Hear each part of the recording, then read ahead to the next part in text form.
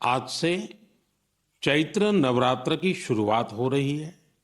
आज से भारतीय नववर्ष का भी आरंभ हो रहा है। इस बार विक्रम संवत 2082 शुरू हो रहा है। इस समय मेरे सामने आपकी ढेर सारी चिट्ठियां रखी हुई है। कोई बिहार से हैं, कोई बंगाल से, कोई तमिलनाडु से हैं, कोई गुजरात से हैं। इनमें बड़े रोचक तरीके से लोगों ने अपने मन की बातें लिखकर भेजी है। कई सारी चिट्ठियों में शुभकामनाएं भी हैं, बधाई संदेश भी हैं। लेकिन आज मेरा मन करता है कुछ संदेशों को आपको सुनाऊं। सर्वारिगु युगादि हब्बद शुभाशय गड़ू। अगला संदेश है अंदरी की उगादि शुभाकांक्षलु। अब एक और चिट्ठी में लिखा है संवसार पाड़व्यार्ची परबी। अगले संदेश में लिखा गया है गुड़ी पाड़वा निमित्त हार्दिक शुभेच्छा। हमारे एक साथी ने लिखा है एल्ला वरक्कुम विशु आशम शगल। एक और संदेश है इनिये पुथांडु नल्लवाल थुक्कल। साथियों, आप ये तो समझ गए होंगे कि अलग अलग भाषाओं में भेजे गए संदेश हैं, लेकिन क्या आप इसकी वजह जानते हैं? यही तो वो खास बात है जो आज मुझे आपसे साझा करनी है। हमारे देश के अलग अलग राज्यों में आज और अगले कुछ दिनों में नववर्ष शुरू हो रहे हैं और ये सभी संदेश नववर्ष और विभिन्न पर्वों की बधाइयों के हैं। इसलिए मुझे अलग अलग भाषाओं में लोगों ने शुभकामनाएं भेजी हैं। साथियों, आज कर्नाटका में, आंध्र प्रदेश, तेलंगाना में उगादी का पर्व बहुत धूमधाम से मनाया जा रहा है। आज ही महाराष्ट्र में गुड़ी पड़वा मनाया जा रहा है। विविधता भरे हमारे देश में अलग अलग राज्यों में अगले कुछ दिन में असम में रोंगाली बिहू, बंगाल में पोइला बोईशाख, कश्मीर में नवरेह का उत्सव मनाया जाएगा। इसी तरह 13 से 15 अप्रैल के बीच देश के अलग अलग हिस्सों में त्योहारों की जबरदस्त धूम दिखेगी। इसे लेकर भी उत्साह का माहौल है और ईद का त्योहार तो आ ही रहा है। यानी ये पूरा महीना त्योहारों का है, पर्वों का है। मैं देश के लोगों को इन त्योहारों की बहुत बहुत बधाई देता हूं।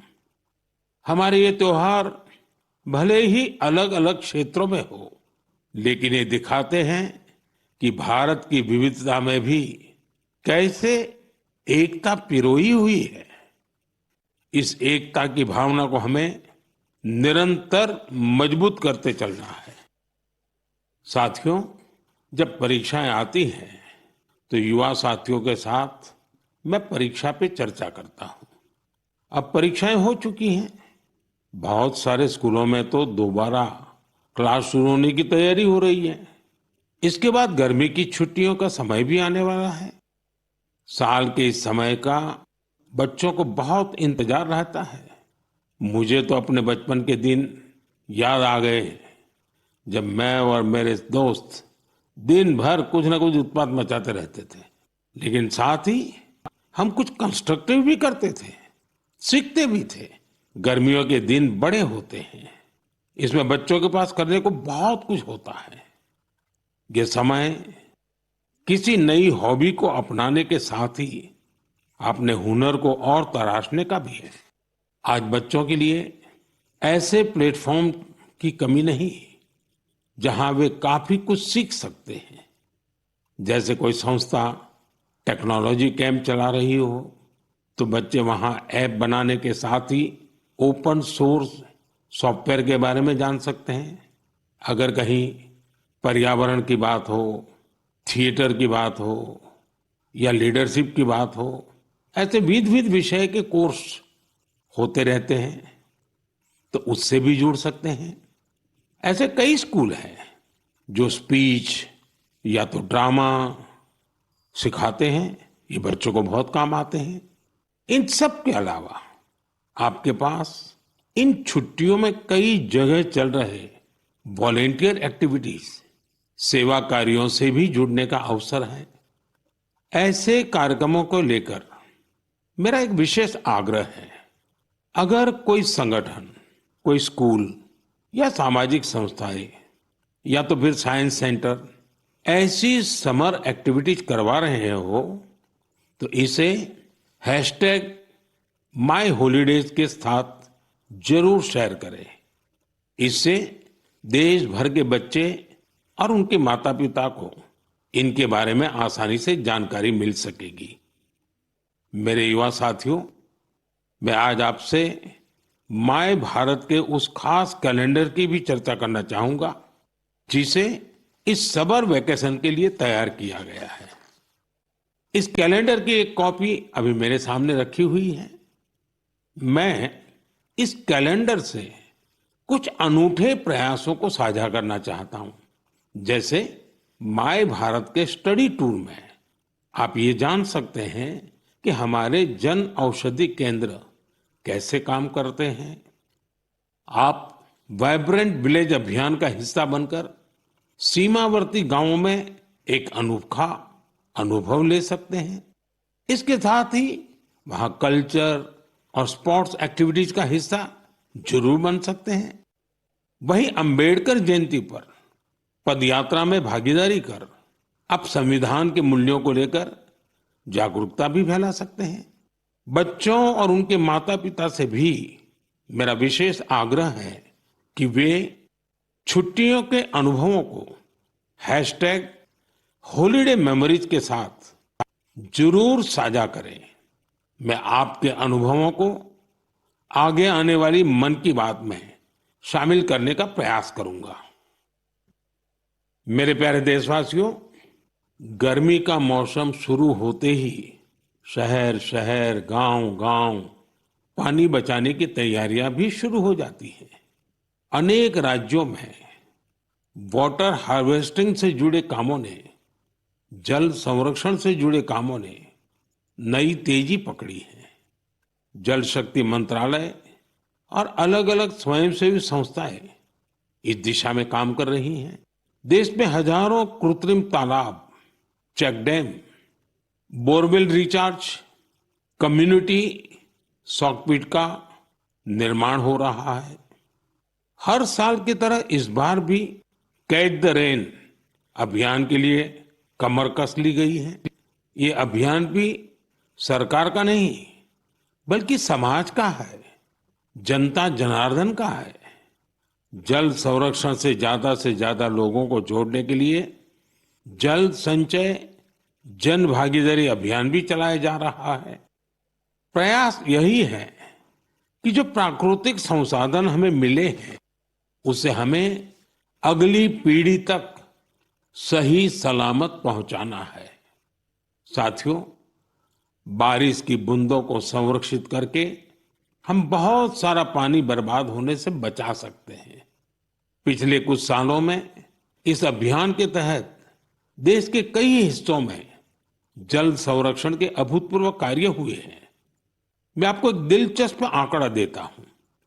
पिछले 7-8 साल में नए बने टैंक, पॉन्ड और अन्य वाटर रिचार्ज स्ट्रक्चर से 11 बिलियन क्यूबिक मीटर, उससे भी ज्यादा पानी का संरक्षण हुआ है।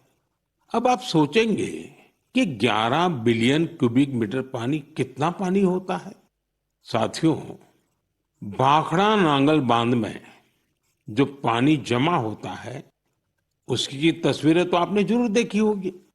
ये पानी गोविंद सागर झील का निर्माण करता है। इस झील की लंबाई ही 90 किलोमीटर से ज्यादा है। इस झील में भी 9-10 बिलियन क्यूबिक मीटर से ज्यादा पानी संरक्षित नहीं हो सकता है। सिर्फ 9-10 बिलियन क्यूबिक मीटर। और देशवासियों ने अपने छोटे छोटे प्रयास से देश के अलग अलग हिस्सों में 11 बिलियन क्यूबिक मीटर पानी के संरक्षण का इंतजाम कर दिया है ना ये शानदार प्रयास। साथियों, इस दिशा में कर्नाटका के गडक जिले के लोगों ने भी मिसाल कायम की है। कुछ साल पहले यहाँ के 2 गांवों की झीलें पूरी तरह सूख गई। एक समय ऐसा भी आया जब वहां पशुओं के पीने के लिए भी पानी नहीं बचा। धीरे धीरे झील घास फूस और झाड़ियों से भर गई, लेकिन गांव के कुछ लोगों ने झील को पुनर्जीवित करने का फैसला किया और काम में जुट गए। और कहते हैं ना, जहां चाह वहां राह। गांव के लोगों के प्रयास देखकर आसपास की सामाजिक संस्थाएं भी उनसे जुड़ गई। सब लोगों ने मिलकर कचरा और कीचड़ साफ किया और कुछ समय बाद झील वाली जगह बिल्कुल साफ हो गई। अब लोगों को इंतजार है बारिश के मौसम का। वाकई ये कैच द रेन अभियान का शानदार उदाहरण है। साथियों, आप भी सामुदायिक स्तर पर ऐसे प्रयासों से जुड़ सकते हैं। इस जन आंदोलन को आगे बढ़ाने के लिए आप अभी से योजना जरूर बनाइए। और आपको एक और बात याद रखनी है, हो सके तो गर्मियों में अपने घर के आगे मटके में ठंडा जल जरूर रखिए। घर की छत पर या बरामदे में भी पक्षियों के लिए पानी रखिए। देखिएगा, ये पुण्य कार्य करके आपको कितना अच्छा लगेगा। साथियों, मन की बात में अब बात हौसलों के उड़ान की, चुनौतियों के बावजूद जज्बा दिखाने की। कुछ ही दिन पहले संपन्न हुए खेलो इंडिया पैरा गेम्स में एक बार फिर खिलाड़ियों ने अपनी लगन और प्रतिभा से सबको हैरान कर दिया। इस बार पहले से ज्यादा खिलाड़ियों ने इन खेलों में हिस्सा लिया। इससे पता चलता है कि पैरा स्पोर्ट्स कितना पॉपुलर हो रहा है। मैं खेलो इंडिया पैरा गेम्स में हिस्सा लेने वाले सभी खिलाड़ियों को उनके शानदार प्रयासों के लिए बधाई देता हूं। हरियाणा, तमिलनाडु और यूपी के खिलाड़ियों को पहला, दूसरा और तीसरा स्थान हासिल करने के लिए शुभकामनाएं देता हूं। इन खेलों के दौरान हमारे दिव्यांग खिलाड़ियों ने 18 राष्ट्रीय रिकॉर्ड भी बनाए, जिनमें से 12 तो हमारी महिला खिलाड़ियों के नाम रहे। इस बार के खेलो इंडिया पैरा गेम्स में गोल्ड मेडल जीतने वाले आर्म रेसलर जॉबी मैथ्यू ने मुझे चिट्ठी लिखी है। मैं उनके पत्र के कुछ हिस्से को पढ़कर सुनाना चाहता हूं। उन्होंने लिखा है, मेडल जीतना बहुत खास होता है, लेकिन हमारा संघर्ष सिर्फ पोडियम पर खड़े होने तक सीमित नहीं है। हम हर रोज एक लड़ाई लड़ते हैं। जीवन कई तरीके से हमारी परीक्षा लेता है। बहुत कम लोग हमारे संघर्ष को समझ पाते हैं। इसके बावजूद हम साहस के साथ आगे बढ़ते हैं। हम अपने सपनों को पूरा करने में जुटते हैं। हमें ये विश्वास रहता है कि हम किसी से कम नहीं है। वाह, जॉबी मैथ्यू, आपने कमाल लिखा है, अद्भुत लिखा है। इस पत्र के लिए मैं आपका आभार व्यक्त करता हूं। मैं जॉबी मैथ्यू और हमारे सभी दिव्यांग साथियों से कहना चाहता हूं कि आपके प्रयास हमारे लिए बहुत बड़ी प्रेरणा है। साथियों, दिल्ली में एक और भव्य आयोजन ने लोगों को बहुत प्रेरणा दी है, जोश से भर दिया है। एक इनोवेटिव आइडिया के रूप में पहली बार फिट इंडिया कार्निवल का आयोजन किया गया। इसमें अलग अलग क्षेत्रों के करीब 25,000 लोगों ने हिस्सा लिया। इन सभी का एक ही लक्ष्य था, फिट रहना और फिटनेस को लेकर जागरूकता फैलाना। इस आयोजन में शामिल लोगों को उनके स्वास्थ्य के साथ साथ पोषण से जुड़ी जानकारियां भी मिली। मेरा आग्रह है कि आप अपने क्षेत्रों में भी इसी तरह के कार्निवल का आयोजन करें। इस पहल में माय भारत आपके लिए बहुत मददगार बन सकता है। साथियों, हमारे स्वदेशी खेल अब पॉपुलर कल्चर के रूप में घुल मिल रहे हैं। मशहूर रैपर हनुमान काइंड को तो आप सभी जानते ही होंगे।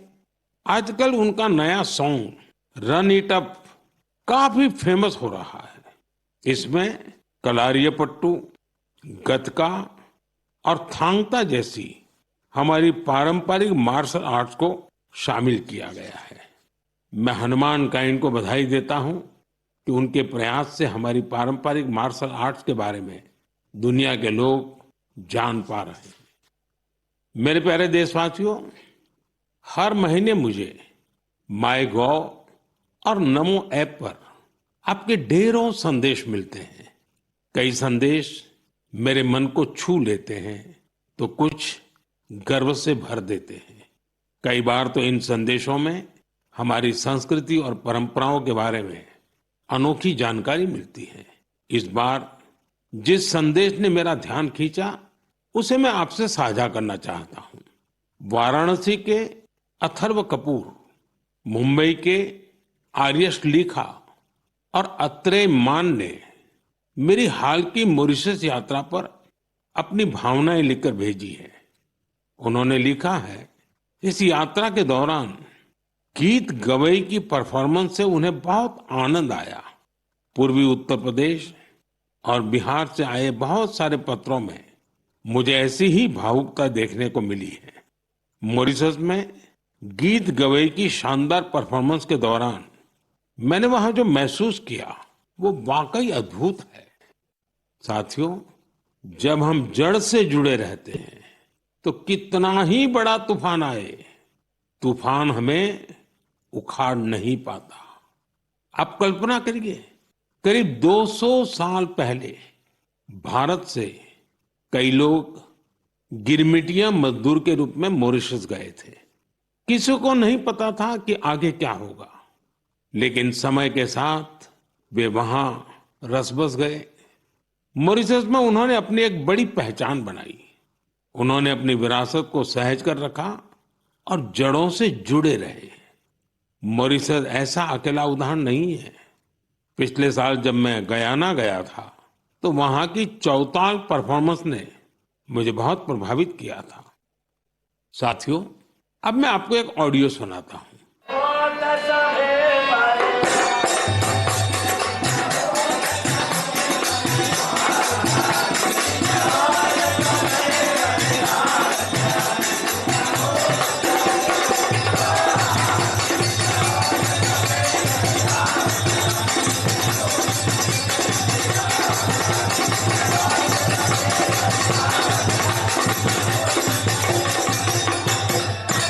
आप जरूर सोच रहे होंगे कि ये तो हमारे देश के किसी हिस्से की बात है, लेकिन आपको यह जानकर हैरानी होगी कि इसका संबंध फिजी से है।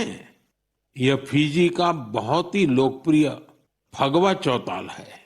ये गीत और संगीत हर किसी में जोश भर देता है। मैं आपको एक और ऑडियो सुनाता हूं।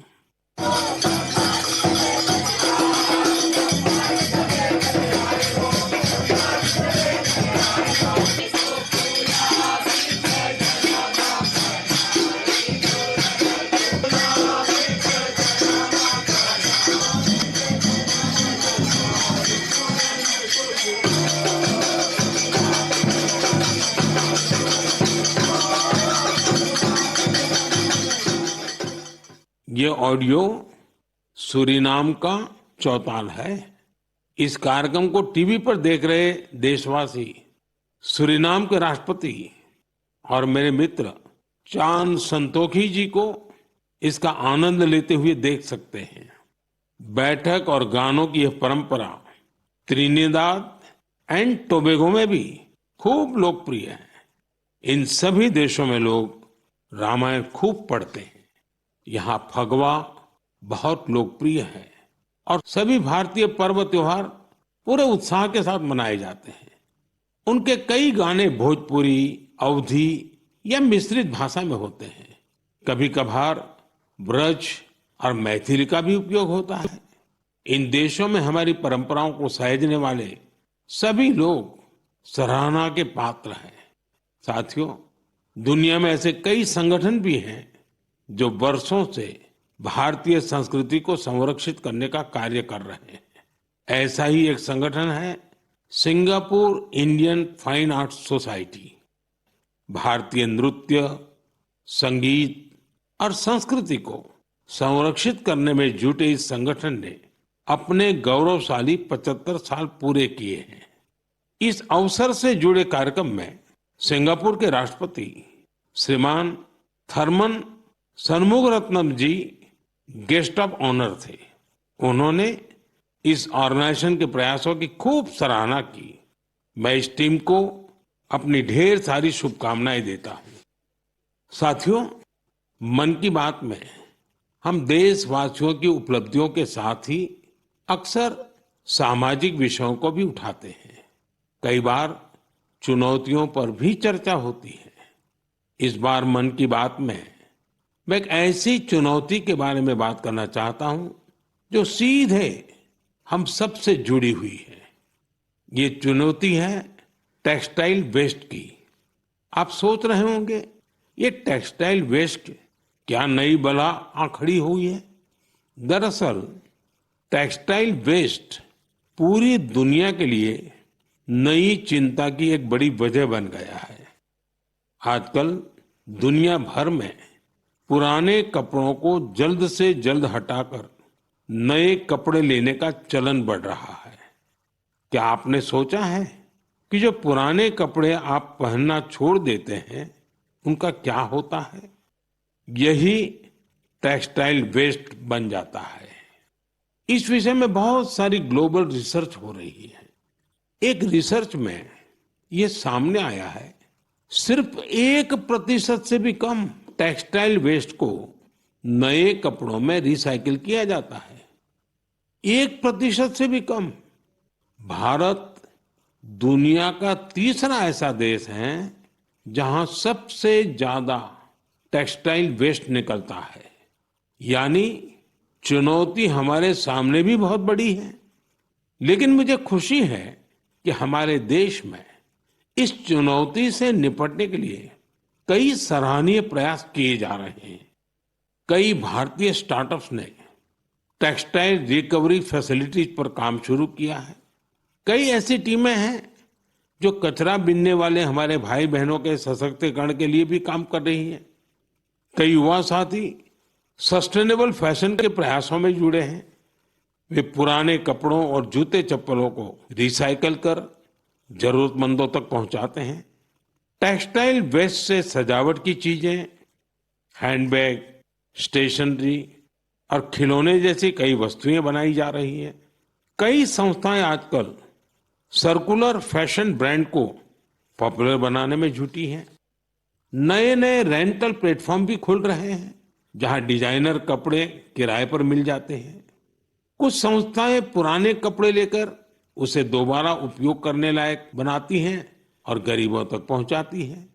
साथियों, टेक्सटाइल वेस्ट से निपटने में कुछ शहर भी अपनी नई पहचान बना रहे हैं।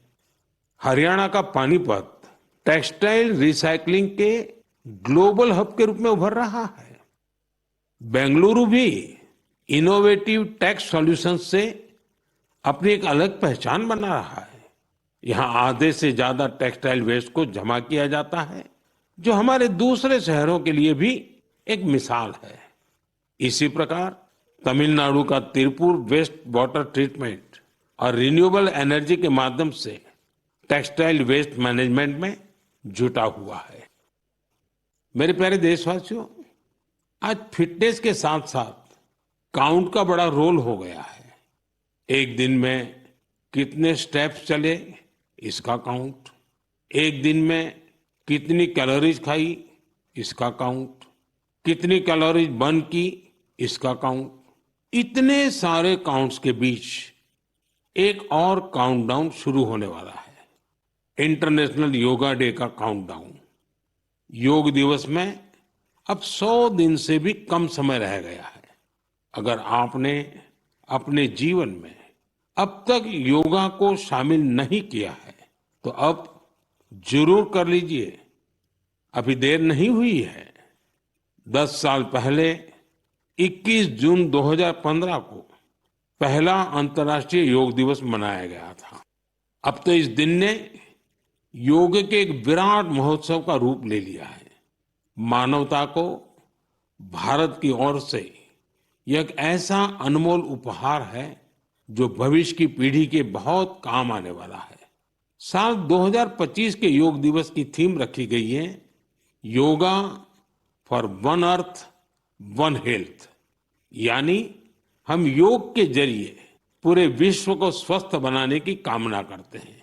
साथियों, यह हम सबके लिए गर्व करने वाली बात है कि आज हमारे योग और ट्रेडिशनल मेडिसिन को लेकर पूरी दुनिया में जिज्ञासा बढ़ रही है। बड़ी संख्या में युवा योग और आयुर्वेद को वेलनेस का एक बेहतरीन माध्यम मानकर इसे अपना रहे हैं। अब जैसे साउथ अमेरिका का देश चिली है, वहां आयुर्वेद तेजी से लोकप्रिय हो रहा है। पिछले साल मैं ब्राजील की यात्रा के दौरान चिली के राष्ट्रपति से मिला था। आयुर्वेद की इस पॉपुलैरिटी को लेकर हमारे बीच काफी चर्चा हुई थी। मुझे सोमोस इंडिया नाम की टीम के बारे में पता चला है। स्पेनिश में इसका अर्थ है वी आर इंडिया। यह टीम करीब एक दशक से योग और आयुर्वेद को बढ़ावा देने में जुटी है। उनका फोकस ट्रीटमेंट के साथ साथ एजुकेशनल प्रोग्राम्स पर भी है। वे आयुर्वेद और योग से संबंधित जानकारियों को स्पेनिश लैंग्वेज में ट्रांसलेट भी करवा रहे हैं। सिर्फ पिछले वर्ष की बात करें तो उनके अलग अलग इवेंट्स और कोर्सेज में करीब 9,000 लोगों ने हिस्सा लिया था। मैं इस टीम से जुड़े सभी लोगों को उनके इस प्रयास के लिए बहुत बहुत बधाई देता हूं। मेरे प्यारे देशवासियों, मन की बात में अब एक चटपटा सा और अटपटा सा सवाल। आपने कभी फूलों की यात्रा के बारे में सोचा है? पेड़ पौधों से निकले कुछ फूलों की यात्रा मंदिरों तक होती है। कुछ फूल घर को सुंदर बनाते हैं, कुछ इत्र में घुलकर हर तरफ खुशबू फैलाते हैं। लेकिन आज मैं आपको फूलों की एक और यात्रा के बारे में बताऊंगा। आपने महुआ के फूलों के बारे में जरूर सुना होगा। हमारे गांवों और खास करके आदिवासी समुदाय के लोग इसके महत्व के बारे में अच्छी तरह जानते हैं। देश के कई हिस्सों में महुआ के फूलों की यात्रा अब एक नए रास्ते पर निकल पड़ी है। मध्य प्रदेश के छिंदवाड़ा जिले में महुआ के फूल से कुकीज बनाए जा रहे हैं। राजाखो गांव की 4 बहनों के प्रयास से ये कुकीज बहुत लोकप्रिय हो रहे हैं। इन महिलाओं का जज्बा देखकर एक बड़ी कंपनी ने इन्हें फैक्ट्री में काम करने की ट्रेनिंग दी। इनसे प्रेरित होकर गांव की कई महिलाएं इनके साथ जुड़ गई हैं। इनके बनाए महुआ कुकीज की मांग तेजी से बढ़ रही है। तेलंगाना के आदिलाबाद जिले में भी 2 बहनों ने महुआ के फूलों से नया एक्सपेरिमेंट किया है। वो इनसे तरह तरह के पकवान बनाती हैं जिन्हें लोग बहुत पसंद करते हैं। उनके पकवानों में आदिवासी संस्कृति की मिठास भी है। साथियों, मैं आपको एक और शानदार फूल के बारे में बताना चाहता हूं और इसका नाम है कृष्ण कमल। क्या आप गुजरात के एकता नगर में स्टैच्यू ऑफ यूनिटी को देखने गए हैं? स्टैच्यू ऑफ यूनिटी के आसपास आपको ये कृष्ण कमल बड़ी संख्या में दिखेंगे। ये फूल पर्यटकों का मन मोह लेते हैं। ये कृष्ण कमल एकता नगर के आरोग्य वन, एकता नर्सरी, विश्व वन और मियावाकी फॉरेस्ट में आकर्षण का केंद्र बन चुके हैं। यहाँ योजनाबद्ध तरीके से लाखों की संख्या में कृष्ण कमल के पौधे लगाए गए हैं। आप भी अपने आसपास देखेंगे तो आपको फूलों की दिलचस्प यात्राएं दिखेगी। आप अपने क्षेत्र में फूलों की ऐसी अनोखी यात्रा के बारे में मुझे भी लिखिएगा।